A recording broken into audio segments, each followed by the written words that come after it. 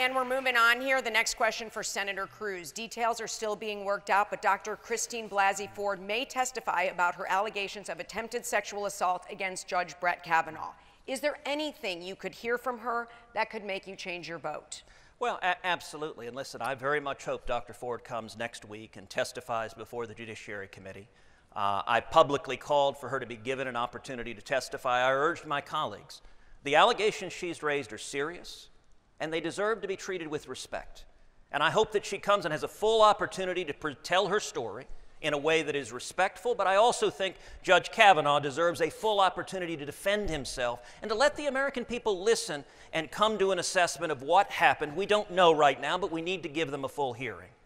I will say, though, more broadly than this issue, whether it is Judge Kavanaugh, whether it is Neil Gorsuch, whether it is other Supreme Court nominees, reflects one of the many massive divides on policy and substance and record between me and Congressman O'Rourke. Congressman O'Rourke doesn't want Judge Kavanaugh confirmed. He said that before these allegations. He said that after these allegations. He didn't want Neil Gorsuch confirmed. Congressman O'Rourke agrees with Hillary Clinton. He wants liberal judicial activists on the court who will impose their particular policy view. I have devoted virtually my entire life to defending the Constitution and Bill of Rights. I think one of the major issues the American people had before us in 2016 was, what vision of the court do you want? And I believe Texans want constitutionalists on the Supreme Court who will defend the First Amendment, who will defend free speech, who will defend religious liberty. Religious liberty, one of the fundamental liberties that's been under assault. Who will defend the Second Amendment. And I would note, the justices that Congressman O'Rourke would insist upon, like Hillary Clinton, are justices that would undermine and effectively write the Second Amendment out of the Constitution. Those are radical views, and they're not views consistent with the overwhelming majority of Texans. Thank you, Senator. That's your time. Representative? The senator has a troubling history of the kinds of nominees that he's supported. Someone like Jeff Mateer to the federal bench, someone who believes in conversion therapy, who's described transgender children as part of Satan's plan. People like Andrew Oldham, who could not say whether the landmark school integration 1954 Brown versus the Board of Education was correctly decided. People like Brent Talley, who has never tried a case before. Dr. Ford's allegations should be investigated by the FBI, full stop. There's precedent for that. That's the right thing to do given the gravity of the accusations. But the senator is right in this regard. Judge Kavanaugh does not meet the bar for Texas to serve on the Supreme Court in a state that is now 50th in voter turnout. Judge Kavanaugh has a troubling history on voter rights protections. In a state that is the epicenter for the maternal mortality crisis, 3 times as deadly for African American women, Judge Kavanaugh has a troubling history in agreeing that Roe versus Wade is the decided law of the land. And in a state where you can be fired for being gay, his support for civil rights is in question. We need a Supreme Court justice who will decide in favor of people and for their rights that have been established by precedents and under the Constitution. And in Brett Kavanaugh, we do not have that justice. Representative, that's your time. Senator Cruz. You know, it was striking. He didn't dispute that he supports liberal activists who would impose the policy he wants.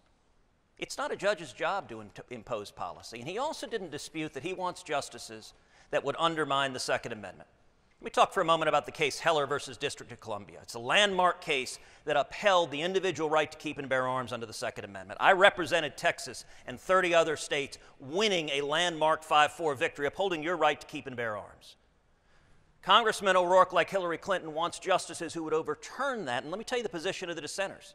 The dissenters in Heller said that no individual, no American whatsoever has any right to keep and bear arms whatsoever. That's a radical position. It's an extreme position. And that's what Congressman O'Rourke wants to see the Supreme Court doing, writing the Second Amendment out of the Bill of Rights. That's not true.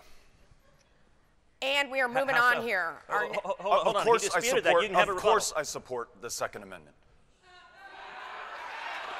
In what way, in what respect, and name one judge you've ever supported who would actually you may not understand how the House and the Senate work, but it's your job in the Senate to decide if you're going to support or not support a given nominee. Did you endorse Hillary Clinton? Not in the House. Did you endorse Hillary Clinton? That has nothing to do with Well, it my does, support because of the Hillary Second promised Amendment. every justice she would appoint would vote to overturn Heller. I fully support the Second Your vote has passed your time, gentlemen. Let's move on here.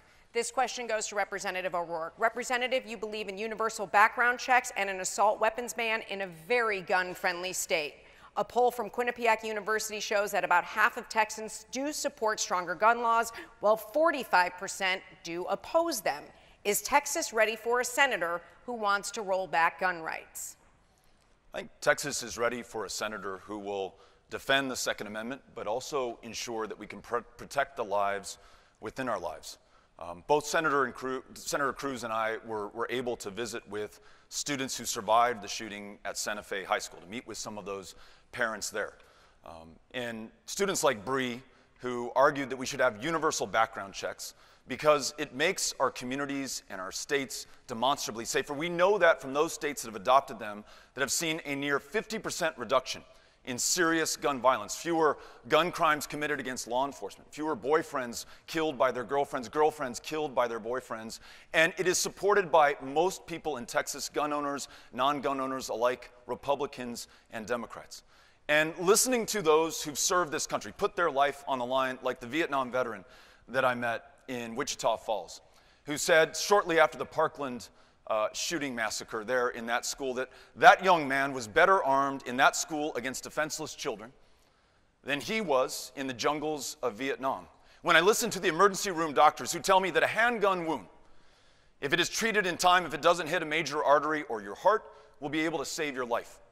But a weapon designed for the express purpose of killing people as effectively, as efficiently, and as great a number as possible. The high-impact, high-velocity round from an AR-15 will blow a hole the size of an orange out your back. You will bleed to death before anyone can get to you, and that's exactly what it was designed to do. Weapons of war belong on the battlefields, not in our schools or our churches, our concerts, or our public life. Senator. You know, all of us have been horrified as we've seen these school shootings. Santa Fe High School is about a half hour from my house. I was home that morning at 7:30 in the morning when the shooting happened. I jumped in a truck and headed down there. I spent the entire time at Santa Fe High School, that entire day with students, with teachers, with first responders, with parents. It is horrific, and let me say, as the father of two daughters, there is something deeply wrong that we have these shootings. There are a lot of things behind it that have nothing to do with government. They have things to do with things like removing God from the public square, like losing the moral foundation of much of our society, like losing the binds of community and family. But I'll tell you, that afternoon, Governor Abbott and I were in a hospital visiting with a young man who was shot. There were probably a dozen other students in that room. And we said, what's the answer to this? And we just kept our mouths shut and listened. Every one of those dozen Santa Fe students who had just been in that shooting, they said, almost word for word, they said, gun control is not the answer. They said, you know what, if you take our guns, you're not going to make us any safer. You're just going to mean that the killers and murderers have guns. We asked, well, what do you do then? The number one answer I heard from the students and parents and teachers at Santa Fe is more armed police officers in schools to keep our kids safe. We can make our schools safer by having officers protect them. Senator, that's your time. Representative. We had a town hall meeting in Graham, Texas, where I met an educator named Holly. She's been teaching for 29 years, so she understands what goes on in schools and in the classroom. She's also the advisor to the Clay Target team. She's probably the best marksman in that community, maybe of anyone here at this auditorium today. And she said from her experience in the classroom, from her experience as a marksman, bringing a firearm into that classroom is not going to make those children safer. Listening to Rhonda Hart, who lost her daughter Kimberly in the Santa Fe shooting, she tells me bringing weapons into those classrooms would not have saved her daughter's life. It will not make us safer. Thoughts and prayers, Senator Cruz, are just not going to cut it anymore. The people of Texas, the children of Texas deserve action. Well, hold on a second, and let me be very clear. More armed police officers in our schools is not thoughts and prayers. I'm sorry that you don't like thoughts and prayers. I will pray for anyone in harm's way, but I'll also do something about it. And my very first year in the Senate, I led the way introducing legislation that would have provided $300 million in additional funding for school safety, to harden our schools, to put metal detectors, to have more police officers. And unfortunately, your party in the Senate, the Democratic Party, filibustered that legislation because their only focus politically was trying to undermine the Second Amendment rights of law-abiding citizens. All right, Senator, let's move on. Let's move on.